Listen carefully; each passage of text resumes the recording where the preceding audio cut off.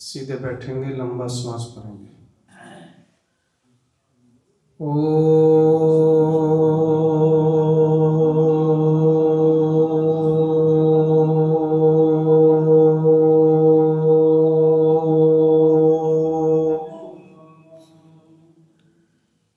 सबकी आवाज आनी चाहिए।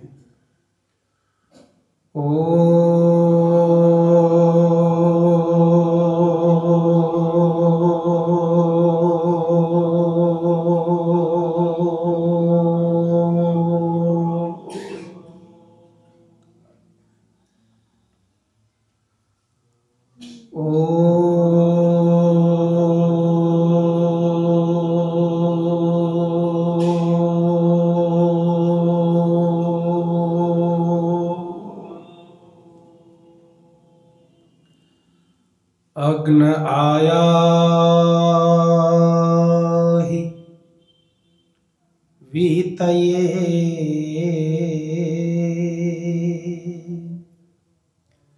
गृणानो हव्यदातये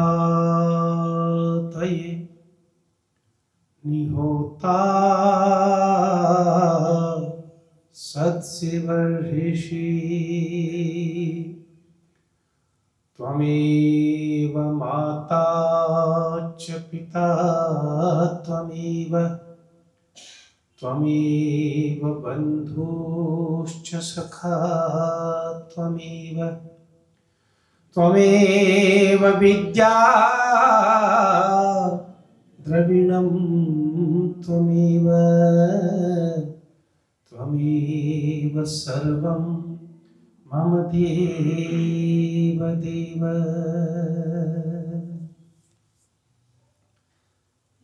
आइए पहले थोड़ी सी भक्ति करते हैं, प्रैक्टिकल रूप में चलते हैं। रात के 3 बजे एक विवाह संस्कार कराने के लिए मैं गया था। 3 बज गए, कह के ही ले गए थे जी 10 बजे फेरों पे बैठा देंगे।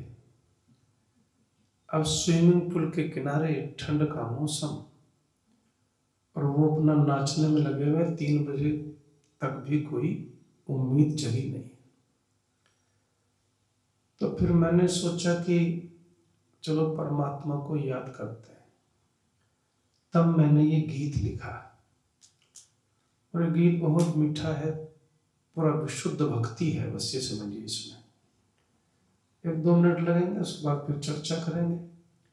लेकिन सब आनंद से मेरी तरफ देखते हुए अभी, क्योंकि पहली बार सुन रहे हैं तो आँख बोल के बोलना इतना आसान शुरू में नहीं होता, तो सबकी आवाज आनी चाहिए। देखिए, मैं हमेशा कहता हूं कि भक्ति में हृदय की वीणा बजनी चाहिए। जिस दिन आपके हृदय की वीणा भक्ति में बजने लगी तो समझना भक्त हो गए साहब। जिस दिन आपके अंदर संगीत बजने लगेगा ना परमात्मा के प्रेम में, तो समझना कि बस वो रास्ता मिल गया जिसको खोजते फिर रहे हैं।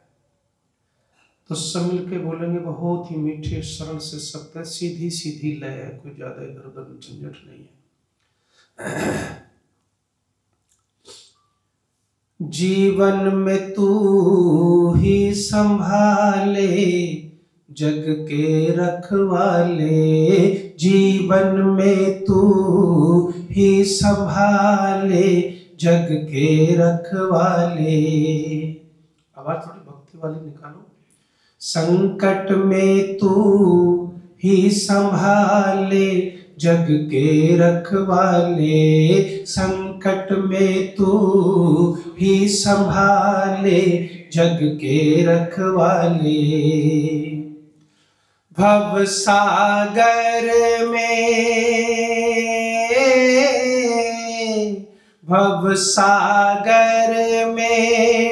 डोलती नैया, भव सागर में डोलती नैया, करती है तेरे हवाले जग के रखवाले, कर दी है तेरे हवाले, जग के रखवाले।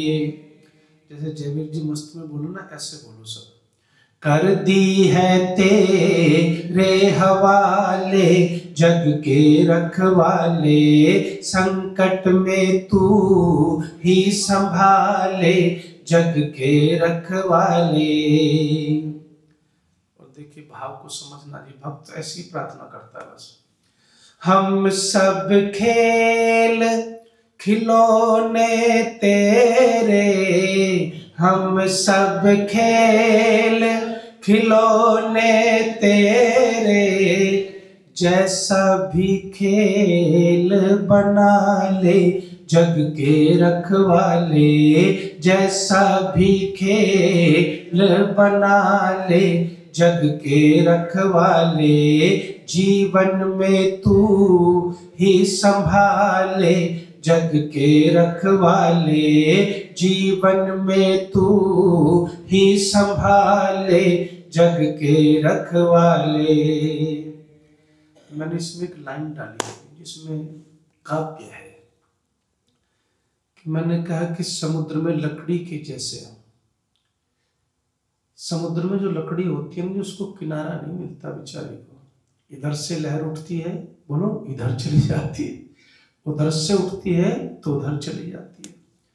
तो मैंने भगवान से कहा 3 बजे की है तो हम भी कुछ ऐसे ही, इतने बढ़िया भक्त तो नहीं है, लेकिन फिर भी किनारा चाहिए परमात्मा। तो सब भाव से बोलना।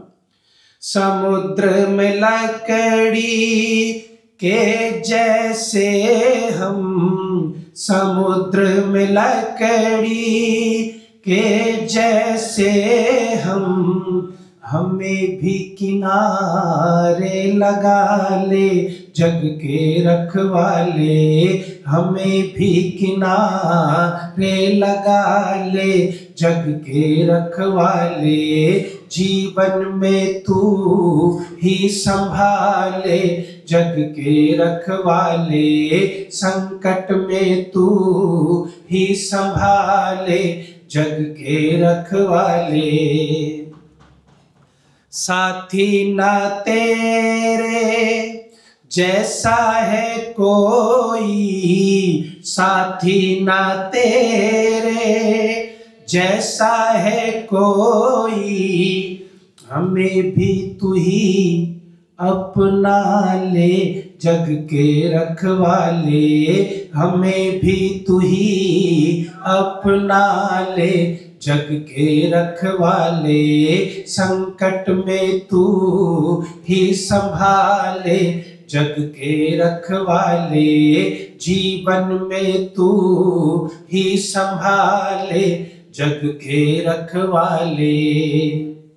ये 2 लाइनें हाथ जोड़ के आंखें बंद करके बोल लो, बस इसी से हम उतर जाओगे सागर में भक्ति के। हम है पतंग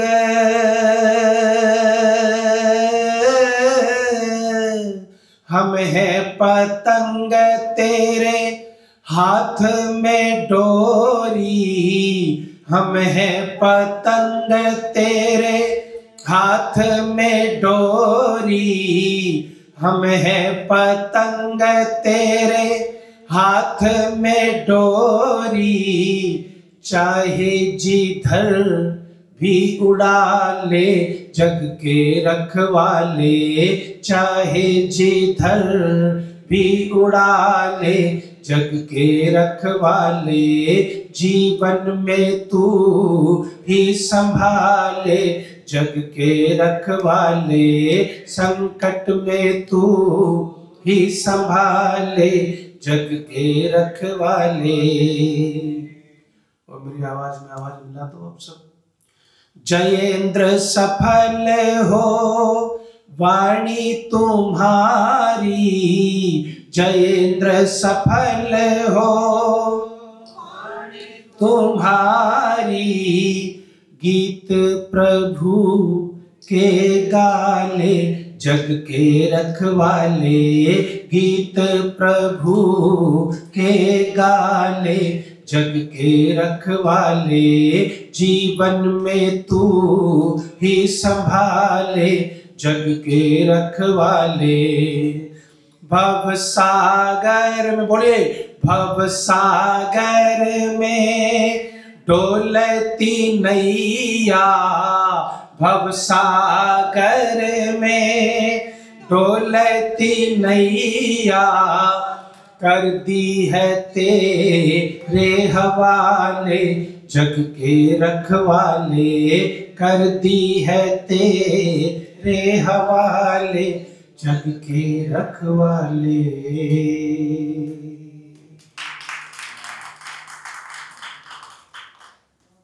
आदर और सम्मान के योग्य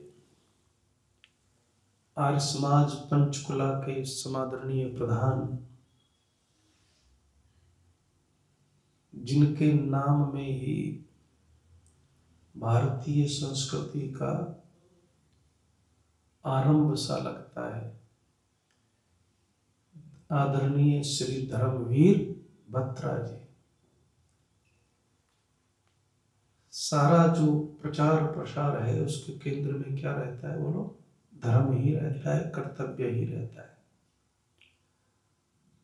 प्रधान जी का हृदय से अभिनंदन,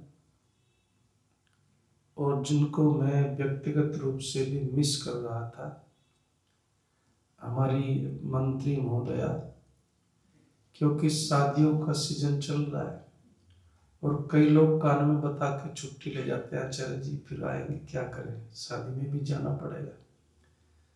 तो मंत्री महोदया भी स्वयं शादी के लड्डू खा के, मिठाई खा के आई हैं, तो आपका भी हार्दिक अभिनंदन है। मंच पर विराजमान, जिनका मैं बहुत सम्मान करता हूँ, इस समाज के धर्माचार्य, बहुत कम ऐसी संस्थाएं हैं जिनको ऐसे लोग समर्पित मिल पाते हैं।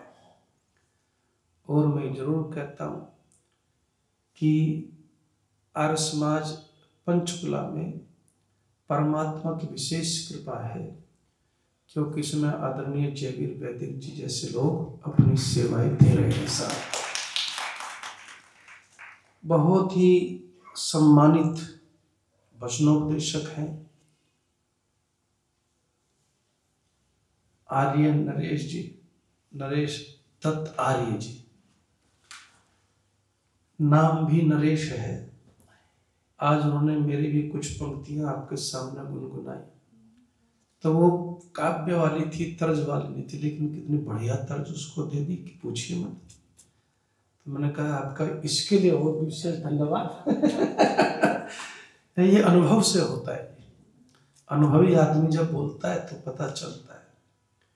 मंच पर विराजमान डॉक्टर रमेश बाबा जी, जिनका संयोजन भी हमने कल देखा सुना, उसमें प्रभा है, तारतम्यता है।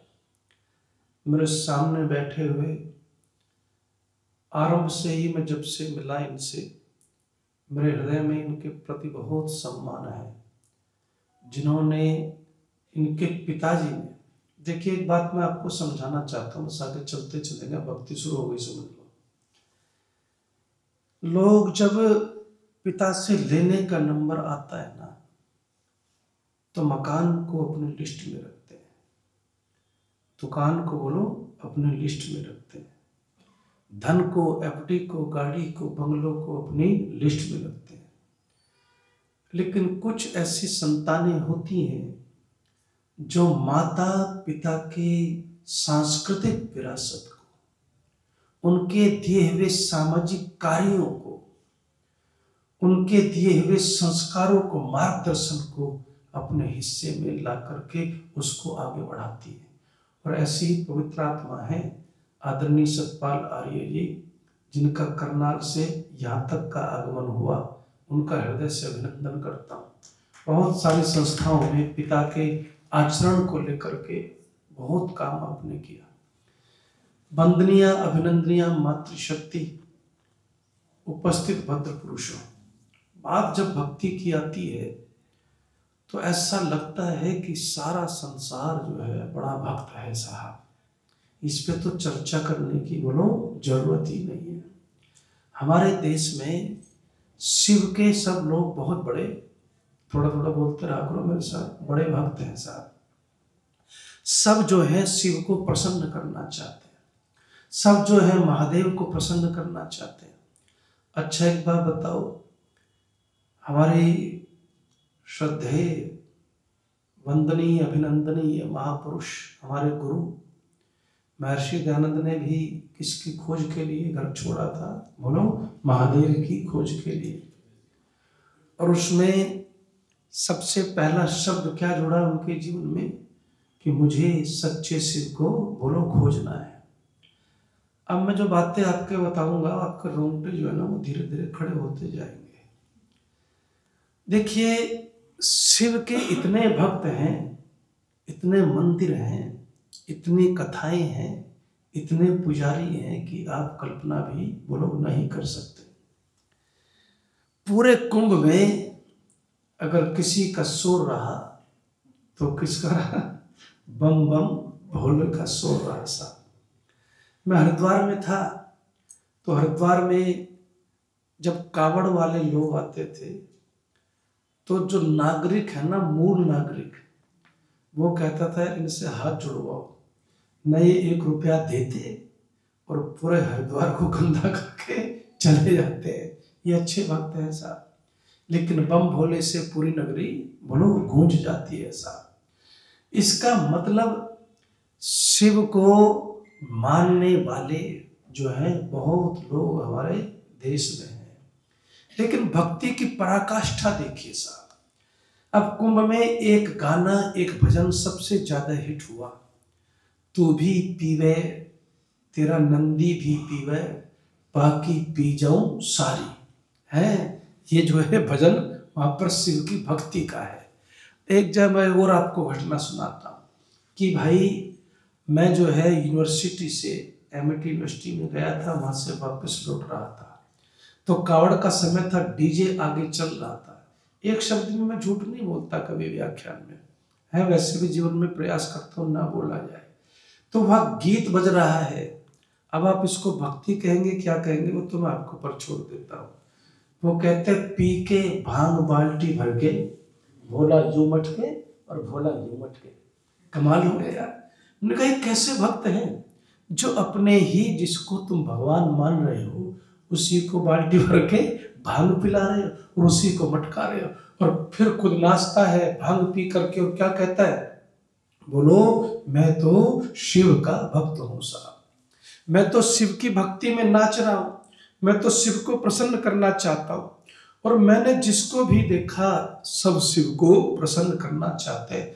प्रसन्न करने की इच्छा तो बोलो तो सही मन में होनी चाहिए। हमारी भी इच्छा है कि हमें भी महादेव की कृपा मिले, हमें भी शिव की कृपा मिले, हमें भी शंकर की कृपा मिले। लेकिन जब प्रसन्न करने का एक वक्त आता है तो उस समय हमारे जो गीत हैं उनसे भक्ति का कोई भी बोलो लेना देना नहीं है। इस समय तो असली जो मूल प्रचार है ना ये ढोलक और हारमोनियम ही है, लेकिन इस समय एंटरटेनमेंट चल रहा है, धार्मिक एंटरटेनमेंट चल रहा है साहब।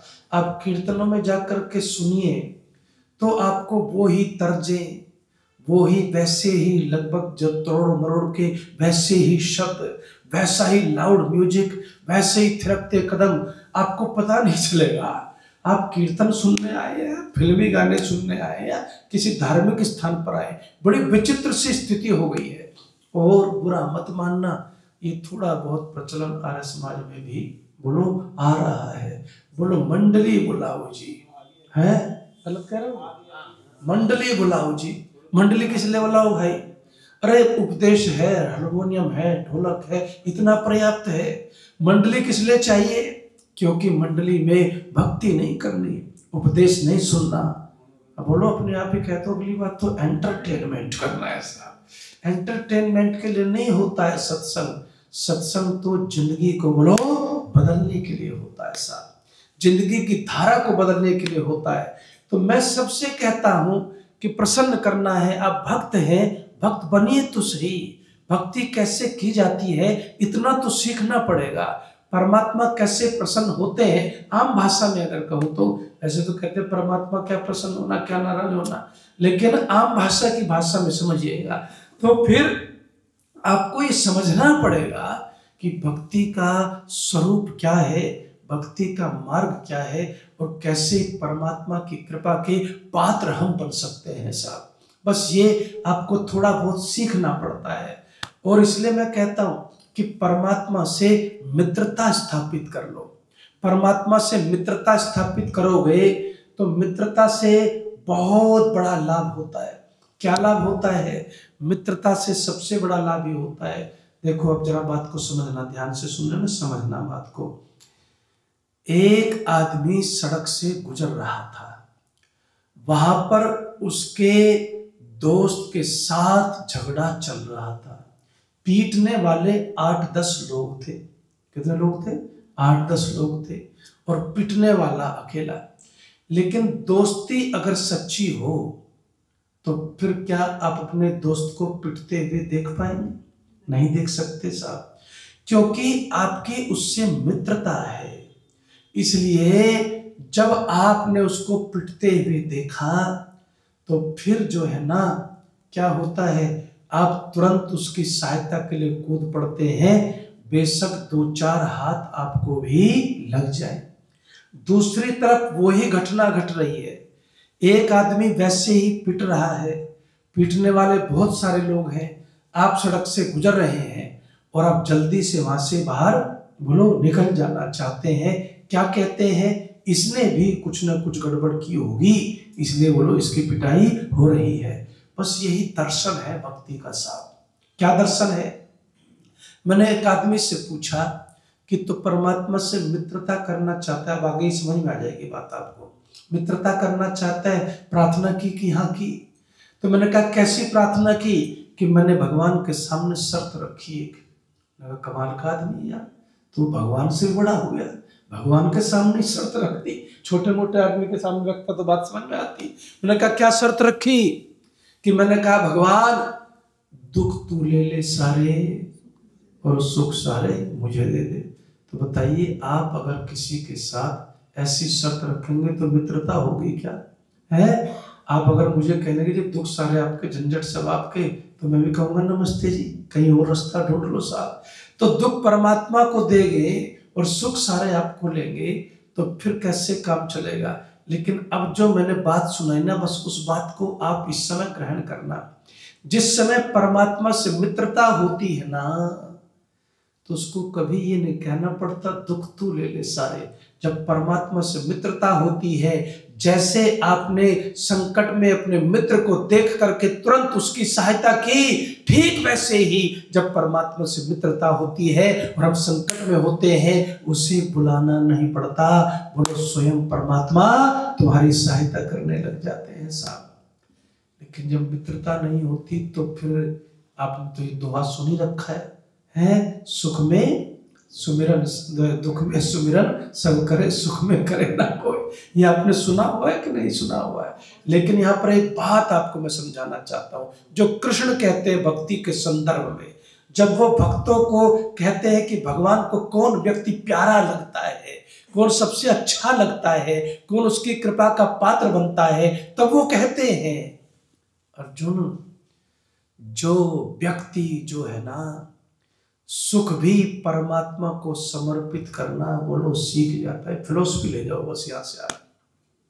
सुख भी परमात्मा को समर्पित करना सीख जाता है ना, कहते हैं फिर उसकी जिंदगी में दुख के दरवाजे हमेशा के लिए बंद हो जाते हैं साहब। ऐसा कृपालु होता है परमपिता परमात्मा। लेकिन जब बात भक्ति की आती है, पहले थोड़ा भक्ति को समझा देता हूं, फिर आगे गहराई में लेके चलूंगा। 2 शब्द हैं जिनसे भक्ति को सीखा जा सकता है। देखिए, एक तरफ योग दर्शन पूरा खड़ा हुआ है, अच्छा मिलकर के बोलो पहले योग दर्शन है, यम नियम आसन प्राणायाम प्रत्याहार धारणा ध्यान और फिर समाधि, और फिर कहीं परमात्मा का प्यार मिलेगा जाके। लेकिन दूसरी तरफ एक शब्द सूत्र खड़ा कर दिया पतंजलि ने। क्या खड़ा कर दिया? सूत्र खड़ा कर दिया, ईश्वर प्रणिधानात्वा, कि परमात्मा के प्रति प्रणिधान करने से। तो फिर मैंने व्यास को पढ़ा तो व्यास ने बहुत कमाल की इसकी व्याख्या कहते परानुरक्तिरीश्वरे, कि ईश्वर से बहुत प्रेम हो जाना ही ईश्वर प्रणिधान है और ईश्वर से बहुत प्रेम हो जाना ही बोलो सच्ची भक्ति होती है साहब। ईश्वर से प्रेम हो जाता है। जिंदगी में एक बात को याद रखना, जिंदगी में कभी चौराहा नहीं मिलता। शहरों में चौराहे मिलते हैं जी, हैं। हमारे यहाँ ग्रेटर नोएडा में परी चौक बहुत फेमस है, यहाँ भी कोई चौक बहुत फेमस होगा। शहरों में चौराहे आपको मिलेंगे, बड़े बड़े चौराहे होते हैं, बड़ी बड़ी प्रसिद्धि होती है, ये चौक वो चौक। नोएडा में एक चौड़ा है, चौड़ा मोड़ के नाम से जाना जाता है, चौक है। तो बहुत सारे चौराहे मिलेंगे आपको दुनिया में, सड़कों में, नगरों में, महानगरों में। जिंदगी में चौराहा नहीं होता। जिंदगी में जब भी मिलेंगे बोलो दो ही रास्ते मिलेंगे और दो में से एक को ही चुनना पड़ता है। एक रास्ता ज्ञान का रास्ता है, एक रास्ता वैराग्य का रास्ता है। और ज्ञान का रास्ता, वैराग्य का क्या रास्ता है? सबसे पहले यमों का पालन करो। किसका पालन करो बोलो? यमों का। यम भी कितने हैं? अहिंसा, सत्य, अस्तेय, ब्रह्मचर्य, अपरिग्रह, यमा। मैं थोड़ा थोड़ा आपको समझा रहा हूं है। और फिर क्या है? शोच, संतोष, तप, स्वाध्याय, ईश्वर प्रणिधानानि नियमा। और फिर उसके आगे और बहुत सारी चीजें हैं। एक लंबा क्रम है, साइंटिफिक क्रम है कि आप ऐसे ऐसे ऐसे करेंगे तो फिर कहीं जा करके परमात्मा की कृपा के पात्र बनोगे। लेकिन फिर एक बात और कह दी। क्या कह दी? कि तुम एक तो वैरागी बन करके परमात्मा के साथ पास जा सकते हो। देखिए क्या कमाल की बात कही है। एक तो वैरागी बन करके परमात्मा के पास जा सकते हो, दूसरा रागी बन करके भी बोलो परमात्मा के पास जा सकते हो। लेकिन उसमें शर्त क्या है? शर्त कुछ भी नहीं है।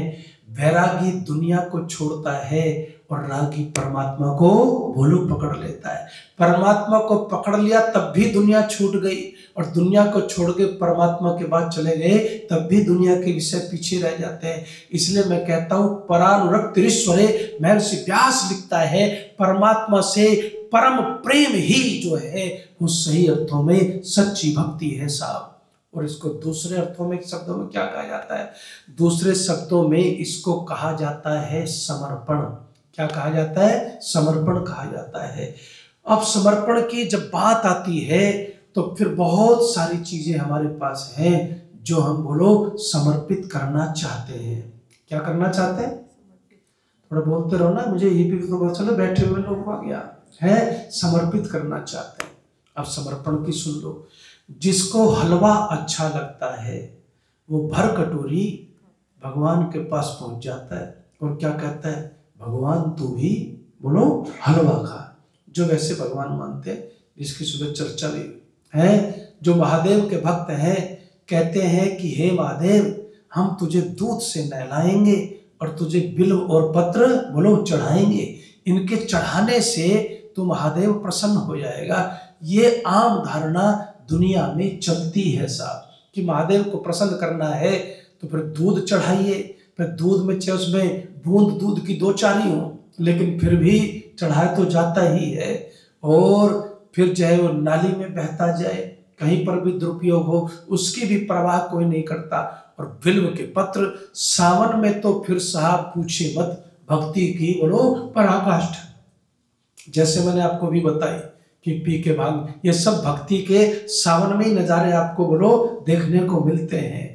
लेकिन ऋषिधर ने सारी जिंदगी सच्चे शिव को खोजने में लगाई और फिर ये बताया कि सच्चा शिव कैसा है और कैसे तुम उसकी कृपा के बोलो पात्र बन सकते हो। तो हम सब क्या करते हैं कि बिल्व पत्र लेकर के जाते हैं, फल लेकर के जाते हैं, नैवेद्य लेकर के जाते हैं। हलवा अच्छा लगता है तो भगवान तू भी हलवा खा, खीर अच्छी लगती है तो भगवान तू भी खीर खा, पूरी अच्छी लगती है तो भगवान तू भी पूरी खा। एक हमारे बगल में जयवीर जी इस्कॉन मंदिर है, तो वहां पर मैं एक दो बार बोलने चला गया। सर्वधर्म सम्मेलन करते हैं, उसमें मेरा स्थान रिजर्व रहता है और बाकी को वो कहते 10-10 मिनट बोलो, मुझे इशारा कर देता है जितना मर्जी बोलो, आपको सुनने में आनंद आता है हमें। तो वहां पर गया मैं, चर्चा हुई तो वहां पर एक, अब कुछ लोग तो ना आजकल एक और फार्मूला चल पड़ा। हमारे भजनोपदेशक जी आशीर्वाद देंगे, बिल्कुल गलत कह रहा हूँ सही कह रहा हूँ।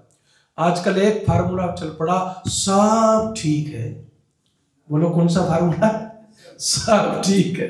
अरे भाई सब कैसे ठीक हो सकता है मुझे बताओ। अंधेरा अंधेरा है, उजाला उजाला है, सही सही है, गलत गलत है। तो सब ठीक वाला फार्मूला, तो सब ठीक वाले लोग क्या करते हैं, वो सब जगह बोलो पहुंच जाते हैं।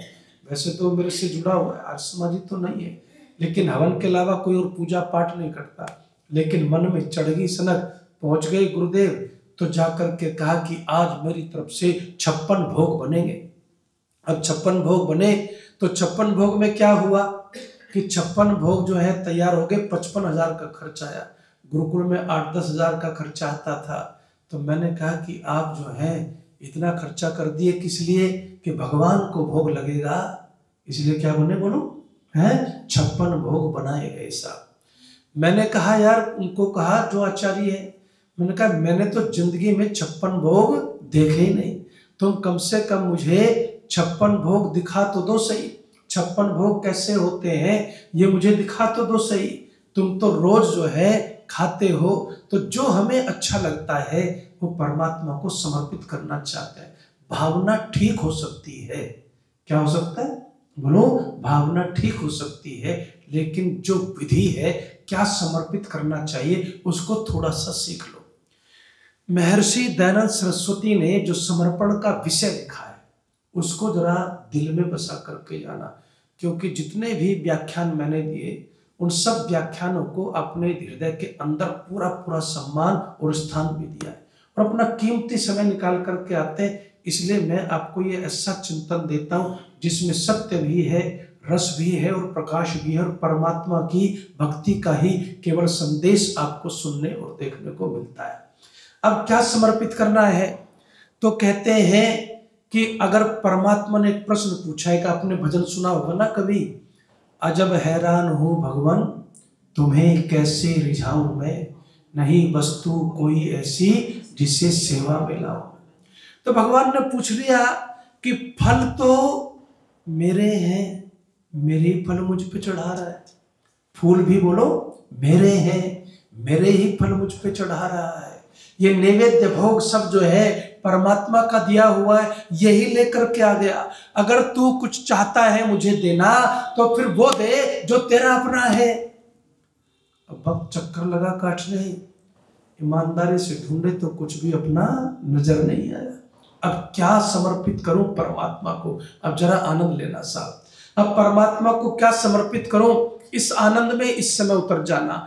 फल लेकर के आओ तो फल भी तुम्हारे, फूल लेकर के आओ तो फूल भी तुम्हारे, नैवेद्य भोग लेकर के आओ तो वो भी तुम्हारा, फिर लाऊं तो क्या लाऊं। तब ऋषि कहता है एक चीज है तेरे पास जो तू परमात्मा को अर्पित कर सकता है। मैंने पूछा कौन सी चीज है, तब वो समर्पण विषय में लिखते हैं, अद्भुत एक बात लिखते हैं, कहते हैं जब तुम श्रद्धा रूपी थाली को सजाते हो तो उसमें फल मत रखना, उसमें पुष्प मत रखना, उसमें लड्डू पेड़े मत रखना। फिर मैंने पूछा क्या रखूं, तो ऋषि कहता है जितने भी शुभ कर्म तूने आज तक किए हैं ना, समस्त शुभ कर्मों को बोलो परमात्मा को समर्पित कर देना, तो तेरे जीवन में भक्ति उतरती चली जाएगी साहब। आचार्य शंकर कहते हैं कि कर्म योग का परम रहस्य यही है, ईश्वरार्पण बुद्धि। और महर्षि व्यास क्या कहते हैं समर्पण के लिए, तस्मिन् गुरु सर्व कर्मार्पणम, कि वो जो गुरुओं का भी गुरु परम पिता परमात्मा है, फल के त्याग की इच्छा को छोड़ करके, फल के त्याग के जो है, फल के त्याग की भावना के साथ है, फल त्याग को छोड़ दीजिए। मेरा मतलब है फल के त्याग जो है उसके अंदर फल की इच्छा बिल्कुल मत रखिए, त्याग की भावना रखिए। और त्याग की भावना से जब आपके मन में ये भाव जग जाता है फल की कोई इच्छा नहीं, तो भक्त कैसा आता है उसको सुनिए।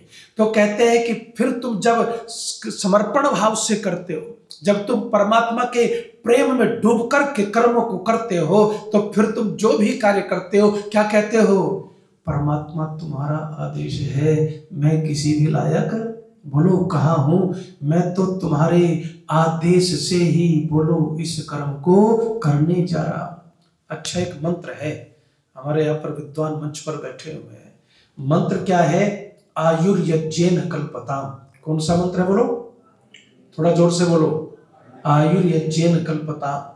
तो इस मंत्र को जन्म दिन, जो पुरानी पुस्तकें आप मिलेंगे आर्य विद्वानों की, तो बहुत सारी पुस्तकों में जन्म दिवस के मंत्रों में इसको जो है रखा गया है साहब। और हम भी जब तक ऋषि दयानंद को नहीं पढ़ा ना, हम भी इसी प्रार्थना को करते थे। जो जन्म दिवस पर प्रार्थना, वो भी बुरी नहीं है, प्रार्थना बोलो, वो भी बुरी नहीं है।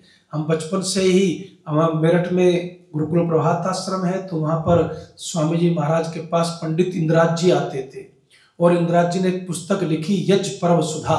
उसमें जन्मदिन के मंत्रों में ये मंत्र भी दे रखा था, आयुर्यज्ञेन कल्पता। हम जब भी यज करते, कराने जाते, तो एक ही प्रार्थना करते, क्या कि हे परमात्मा, मेरे यजमान की बोलो आयु को लंबा कर देना।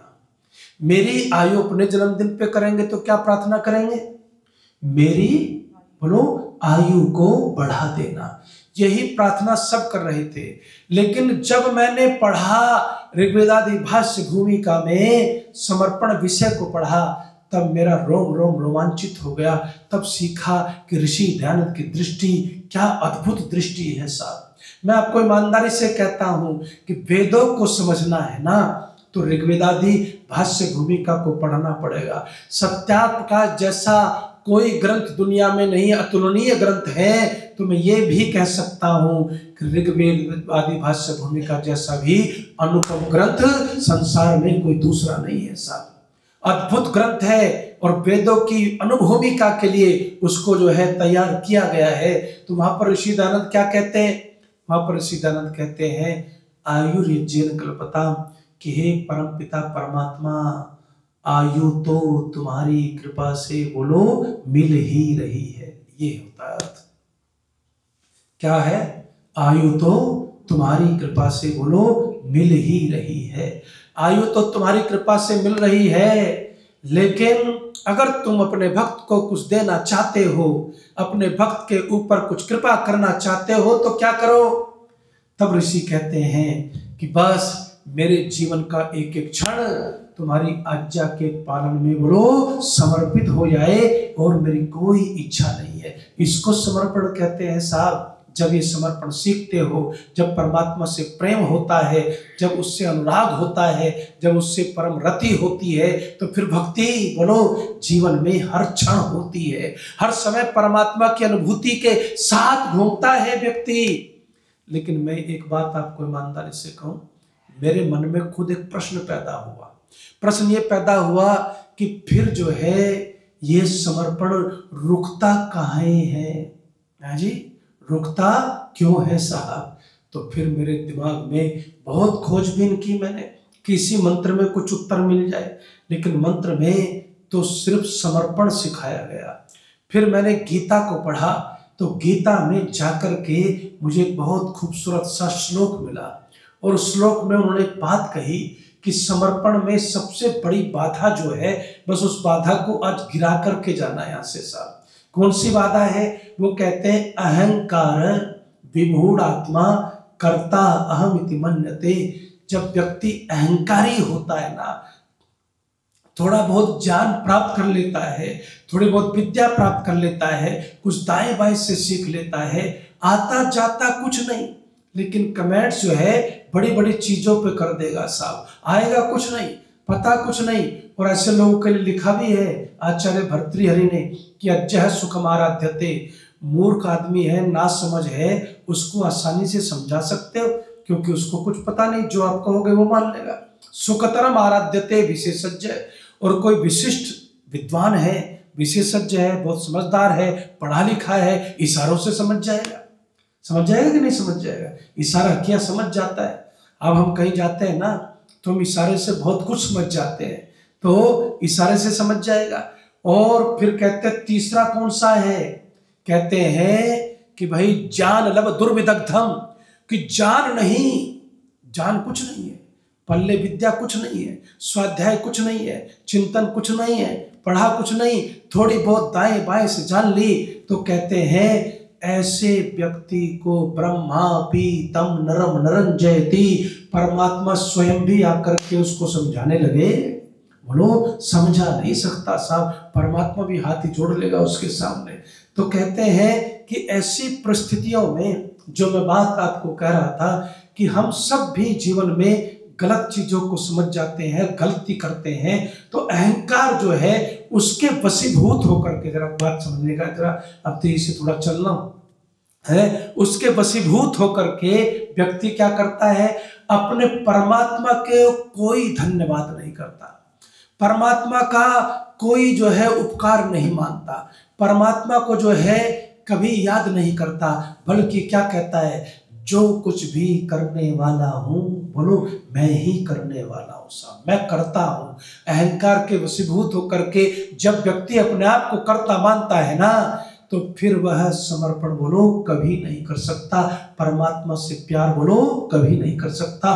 भक्ति जीवन में वो दिखा सकता है लेकिन बोलो कर नहीं सकता साहब। इसलिए मैं कहता हूं कि भक्ति के लिए समर्पण और ईश्वर प्रणिधान, ईश्वर प्रणिधान का क्या मतलब होता है कि सब कुछ परमात्मा समर्पित कर्म करने हैं मैंने, है तीव्र संवेगमापन्न, ये दो सूत्र खड़े समझिए। तीव्र संवेगमापन्न का क्या मतलब होता है, कभी नदी के किनारे जाना, हम जब हमारे यहाँ भाई नोएडा में, दिल्ली में यमुना है और वहां पर राजनीति जो है ना वो यमुना के नाम पर ही हो जाती है। यमुना इसने शुद्ध नहीं करी, शुद्ध आज तक किसी ने नहीं की, ये भी बात सही है, इसने शुद्ध नहीं की, उसने शुद्ध नहीं की, शुद्ध कोई नहीं करता, लेकिन वोट के नाम पर यमुना जी की बड़ी पूजा होती है साहब, बड़ा नाम गूंजता है।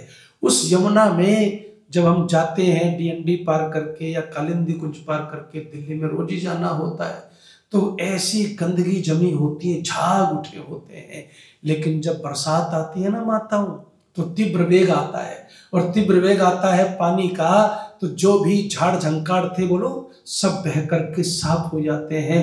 ऐसी महर्षि पतंजलि कहते हैं साहब कि जब परमात्मा के प्रति तुम्हारे हृदय में प्रेम जागता है, जब परमात्मा से तुम्हारी परम अनुरक्ति हो जाती है, जब परमात्मा से तुम्हारा बहुत प्रेम हो जाता, राग हो जाता है, तो फिर तुम सबको छोड़ के किधर भाग लेते हो, बोलो परमात्मा की तरफ भाग लेते हो। वो वेग बहुत तेज होता है, और वो वेग भी कभी कभी ईश्वर कृपा से ही बोलो पैदा हो जाता है। परमात्मा जान जाता है कि वक्त तैयार है, चलो इसकी थोड़ी सी मदद कर दो साहब। लेकिन अहंकार जो है ना, वो इंसान के जीवन को पूरी तरह से नेस्तनाबूद करता है, ध्यान रखना।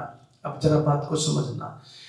एक और सूत्र दिया योगेश्वर कृष्ण ने, क्या सूत्र दिया, यद अहंकार माश्रित्य वर्तते काम कारतः, कि अहंकार के वशीभूत होकर के यदि व्यक्ति अच्छे कार्य भी कर रहा है तो भी कुछ न कुछ बोलो गड़बड़ कर ही बैठता है। अहंकार बहुत जल्दी से पीछा संसार के अंदर नहीं छोड़ता, और अहंकार है तो कभी भक्त नहीं हो गए। अभिमानी व्यक्ति बोलो कभी भक्त नहीं होता, अहंकारी व्यक्ति कभी भक्ति नहीं करता।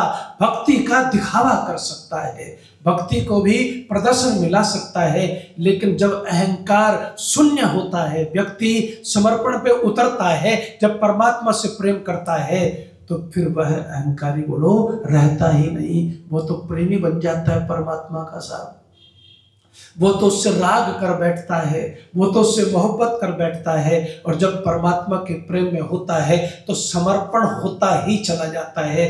लेकिन समर्पण के लिए बाधा सबसे बड़ी क्या है, बोलो अहंकार है, और अहंकार पीछा नहीं छूटता। चलिए आपको और थोड़ा समझाता हूं। देखिए, कल मैंने थोड़ी सी चर्चा शायद सुबह के सत्र में की थी कि युधिष्ठिर से प्रश्न पूछे गए, बहुत सारे हैं, युधिष्ठिर से बहुत सारे प्रश्न पूछे गए, तालाब के किनारे लगभग 124 प्रश्न पूछे गए। कुछ प्रश्नों को मैंने आपके सामने रखा था, उनमें से एक प्रश्न ये पूछा कि युधिष्ठिर ये बताओ कि दुनिया के अंदर सबसे दुखी इंसान बोलो कौन है, दुनिया के अंदर सबसे दुखी इंसान बोलो कौन है। दुखी इंसान कौन है जी, अब नानक दुखिया सब संसार, ये तो दुख से भरा पड़ा है संसार, एक से एक पीड़ा में है, दुख में है, दर्द में है। सुख तो आदमी बहुत थोड़ा सा महसूस करता है, दुख उसको विपत्तियां आपत्तियां दुख जो है घेर करके अक्सर खड़े रहते हैं, और दुख का पता भी नहीं चलता कहाँ से आ जाए। तो उन्होंने कहा कि सबसे दुखी इंसान कौन है, ये प्रश्न पूछा। तो युधिष्ठिर कहते हैं सबसे दुखी इंसान वो है जो चिंता में बोलो डूबा हुआ है साहब। एक बार से मिलके बोल दो साथ में, नहीं तो नींद भी आ जाती है कभी कभी, है क्या बोलोगे? जो चिंता में डूबा हुआ है वो ही इंसान सबसे ज्यादा बोलो दुखी इंसान है।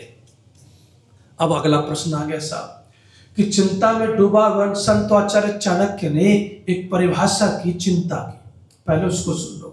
वो कहते हैं चिता चिंता द्वयोर मध्य चिंता नेव गरीयसी। कहते हैं चिता और चिंता दोनों के बीच में से अगर किसी का सिलेक्शन करना पड़े, किसी को चुनना पड़े, तो किसको चुनना? इतना तो सुनी आदि होगा, एक आध बार सुना ही होगा पहले जी। किसको चुनना? अभी चुनवानी का चिंता ना करो है, लेकिन समझा रहा हूं बस, है किसको चुनना? चिता को चुनना। ये परिभाषा है जगाने के लिए, समझाने के लिए। ऐसा नहीं कि चिता कोई चुन लेता है। क्या हमने पूछा क्यों? तो आचार्य चाणक्य जैसा बुद्धिमान व्यक्ति कहता है कि चिंता हर समय बोलो जो है जलाती है और चिता एक बार ही बोलो सब चिंताओं से मुक्त कर देती है साहब। ये आचार्य चाणक्य ने समझाया है, इसलिए समझाया कि समझाने के लिए कि आप स्ट्रेस से दूर रहें, आप चिंता से दूर रहें, आप तनाव से दूर रहें। और आज का युग की सबसे बड़ी समस्या क्या है? 12-12 साल के बच्चे पंखों पर लटक रहे हैं साहब, छत से 12-15 साल की लड़कियां कूद रही हैं। बुजुर्ग आदमी जो है जिसने खूबसूरती से जीवन जिया वो तनाव में घर में बैठा हुआ है, वो 5 लाख के सोफे पर बैठा है लेकिन चिंता में, स्ट्रेस में है। सबसे बड़ी अगर इस युग की सबसे बड़ी बीमारी है तो वो क्या है बोलो? चिंता है, तनाव है, स्ट्रेस है साहब। अब लेकिन अब ये प्रश्न पूछा गया, मुझे युधिष्ठिर की परिभाषा ज्यादा भाती है साहब। कितनी प्रैक्टिकल परिभाषा युधिष्ठिर ने दी है। चाणक्य की भी अपनी जगह ठीक है, लेकिन युधिष्ठिर की परिभाषा बहुत कमाल की है। युधिष्ठिर क्या कहते हैं? अच्छा कभी आप भूसा लेकर के आइए होल में और इन पंखों को चलाइए और भूसे को ऐसे उड़ा दीजिए, फिर कितनी भी ताकत लगा लेना भूसे के तिनकों को बोलो तो सही इकट्ठा नहीं कर सकते साहब। तो युधिष्ठिर क्या कहते हैं कि चिंता में डूबा हुआ व्यक्ति सूखे तिनकों की तरह से बिखरा हुआ होता है। कैसे बिखरा हुआ होता है? कहते हैं कि वो सोचता कुछ और है, करता कुछ और है, कहता कुछ और है, जाना चाहता है आगे चला जाता है दाएं, जाना चाहता है बाएं चला जाता है पीछे। और मैंने बहुत सारे लोगों को ऐसे देखा जब बहुत ज्यादा चिंता हो गई तो रात रात में बाल भी बोलो सफेद हो गए। पाकिस्तान के तो ऐसे कई उदाहरण हैं, हमारे देश में भी ऐसे कई उदाहरण हैं। तो चिंता जो है वो संसार के अंदर सबसे बड़ा बोलो दुख है, युधिष्ठिर ने कहा। और युधिष्ठिर ने ये कहा जो चिंता में डूबा हुआ व्यक्ति है वो सूखे तिनके की तरह से बिखरा हुआ होता है। अच्छा ईमानदारी से बताना जी, जो आदमी बिखर जाए वो दुकान चला सकता है क्या? वो दुकान नहीं चला सकता।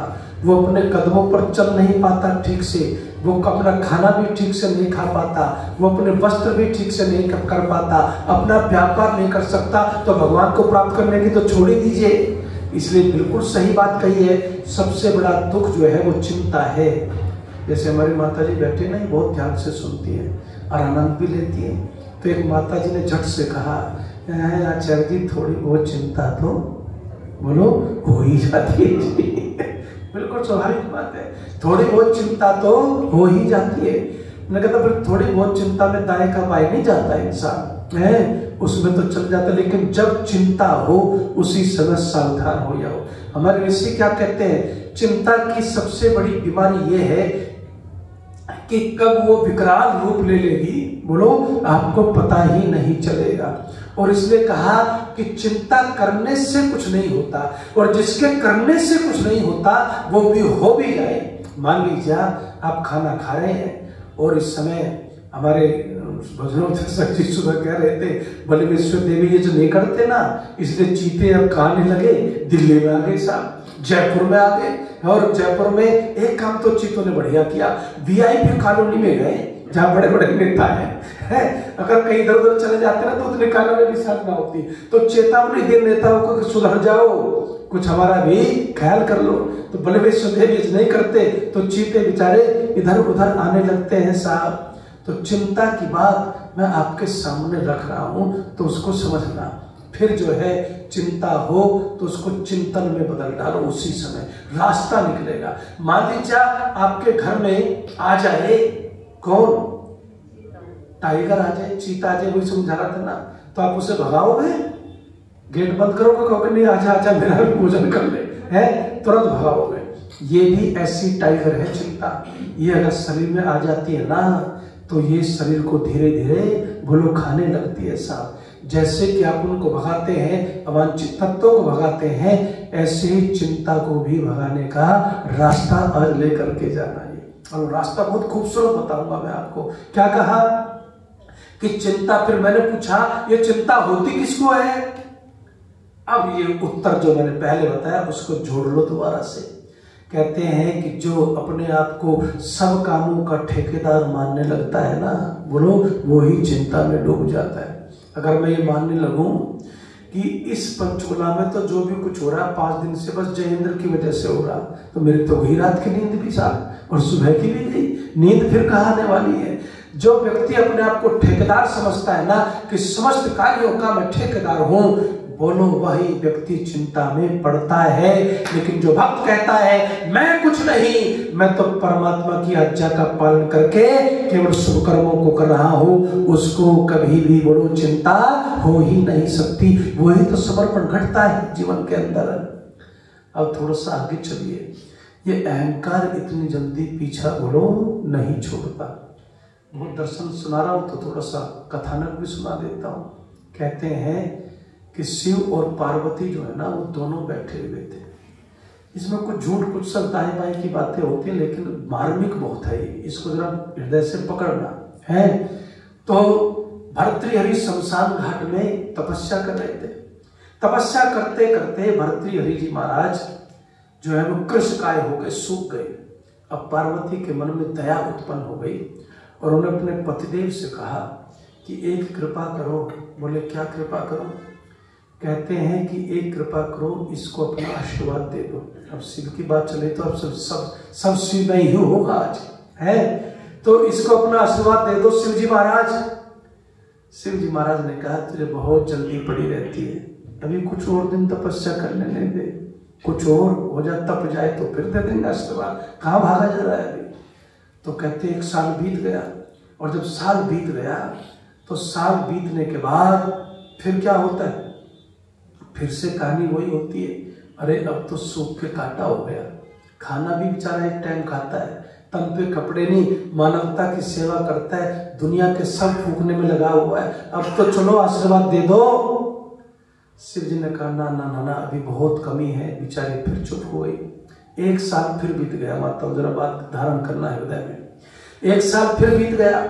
जब साल बीता तो फिर पार्वती ने कहा कि चलो आशीर्वाद दे दो। है बहुत अद्भुत है ये तो, केवल सेवा में लगा हुआ है, अपना कोई होश नहीं, दुनिया की सेवा में और कोई काम नहीं, अब इससे ज्यादा क्या करवाओगे?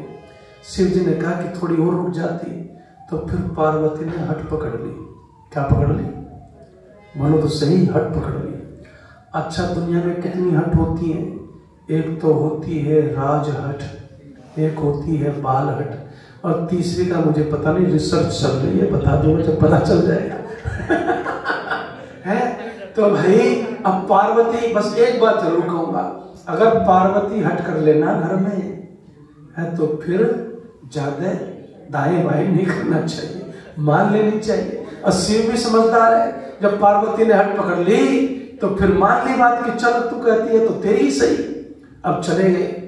अब भर्तृहरि इतनी दूर रह गए जितनी दूर आप हैं, मेरी आवाज आप सुन रहे हैं। तो भर्तृहरि के सर पर एक टोक रहता है, एक रूपक होता है, उसकी आत्मा को पकड़ लेना तो भक्ति समझ में आ जाएगी, सब समर्पण समझ में आ जाएगा।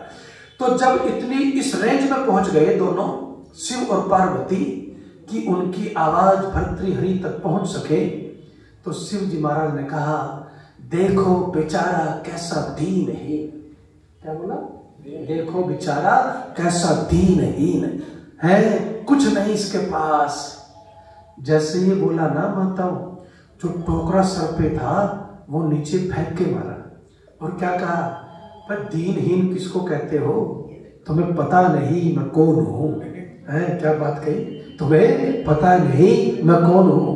दीनहीन कहते हो मुझे? तुम नहीं जानते मेरी कितनी सेना थी, कितना बड़ा मेरा महल था, कितना बड़ा मेरा राज्य था, कितने हाथी घोड़े थे, कितने स्वर्ण मुद्राएं थी, और तुम मुझे दीनहीन कहते हो? सब छोड़ करके आ गया, मैं सब त्याग करके आ गया। जब ये कहा ना सब त्याग करके आ गया, जो कृष्ण ने बात कही थी यद अहंकार आश्रित, बस वो खुल गई इस समय पूरी तरह से। तो जब ये कहा कि मैं सब त्याग करके आ गया, तो शिव जी ने मुस्कुराते हुए कहा अभी त्याग क्या करके आ गया? अभी तो त्याग के ही अहंकार का टोकरा सिर पे लिए घूम रहा है साहब। अभी त्याग घटा का बहुत दूर तक ये पीछा नहीं छोड़ता। और जीवन में बस इस सूत्र को ले जाना, जब हमारा किसी से झगड़ा होता है तो क्या कहते हैं हम? मैं तुझे देख लूंगा। क्या कहते हैं? बोलो सब मिलकर के, मैं तुझे देख लूंगा। मेरे सामने ही हो गया दो में झगड़ा, तो फिर वो मेरे से भी लिपटने लगा कि मैं एक को समझा रहा था कि मैं तुझे देख लूंगा। तो मैंने कहा मुझे काहे देख रहा है तू? मेरे पीछे पड़ गया है। हम सब यही गलती करते हैं। क्या कहते हैं? अहंकार के वशीभूत होकर के मैं तुझे देख लूंगा। उससे पहले क्या कहते हैं? जब हमारा किसी से झगड़ा हो जाए तो फिर सबसे पहले तो ये कहते हैं तू जानता नहीं मैं कौन हूं। क्या कहते हैं? बोलो, तू जानता नहीं मैं कौन हूं। अरे थोड़ा बहुत एक बार तो झगड़ा हुआ ही होगा किसी न किसी से, एक आध लोग तो आदमी मारता ही है। तो सबसे प्रमुख कौन सा है? तू जानता नहीं मैं कौन हूं। तो मैंने कहा भाई तुझे तेरे बारे में जानने की मेरी कोई इच्छा नहीं है भाई, है तो अपने आप को जानना है। लेकिन सब उल्टा कर दो साहब। हम दूसरों को कहते हैं तू जानता नहीं मैं कौन हूं। कभी बोलो अपने आप को भी जानने की कोशिश कर लिया करो ना, तो भक्त हो जाओगे साहब उसी दिन समर्पण को समझाओगे। लेकिन हम दूसरे को कहते हैं तू जानता नहीं मैं कौन हूं। हम दूसरे को जलाना चाहते हैं। कई जगह तो चर्चा होती है ना, ये बातचीत होती है, आदमी के पास बैठ जाओ तो थोड़ी देर में वो दूसरे की कहानी अपनी के तो ज्यादा उसके पास कुछ रिसर्च होते नहीं, दूसरे के बारे में बहुत रिसर्च होती है।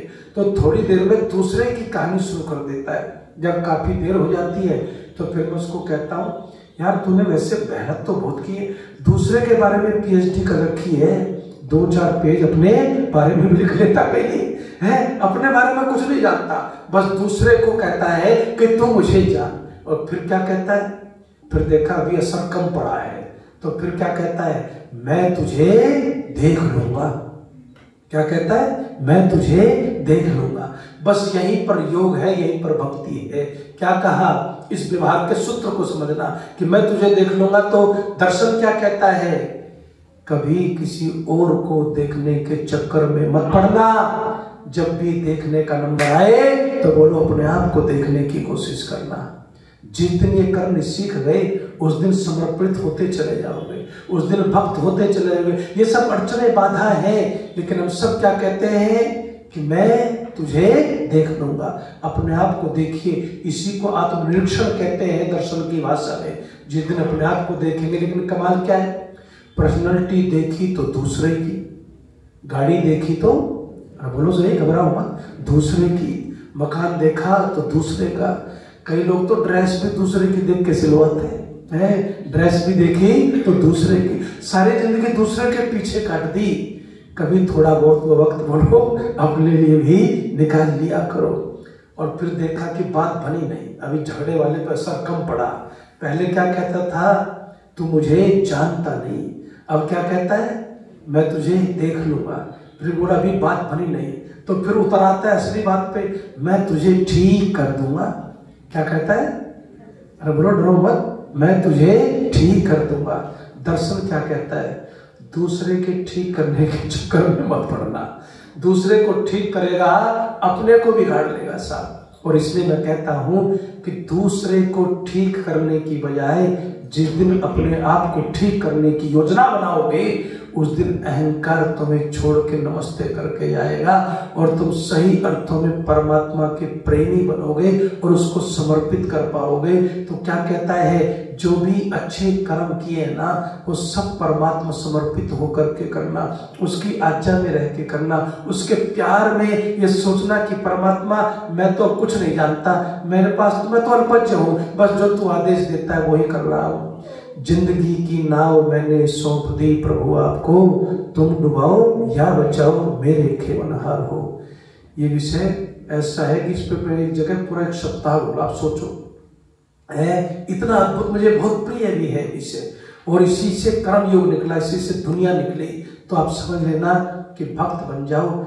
आप इस बात की चिंता छोड़ दो, बस मैं विराम दे रहा हूँ कि मैंने दर्शन नहीं पढ़ा, मुझे तो वेद के मंत्र भी ठीक से नहीं आते, संध्या के मंत्र भी अशुद्ध बोलता हूँ, यज्ञ के भी अशुद्ध नाते, मुझे व्याकरण नहीं पढ़ा, मैंने दर्शन नहीं पढ़ा, तो कैसे मुक्ति होगी। तो पतंजलि ने कहा ज्यादा चक्कर में मत पड़, परमात्मा से प्यार करना सीख ले, परमात्मा के प्रति समर्पित हो जा, तेरी मुक्ति बिना दर्शन पड़े भी हो सकती है। परमात्मा बड़ा कृपालु है, उसकी कृपा तुझ पर भी बरस सकती है। धन्यवाद।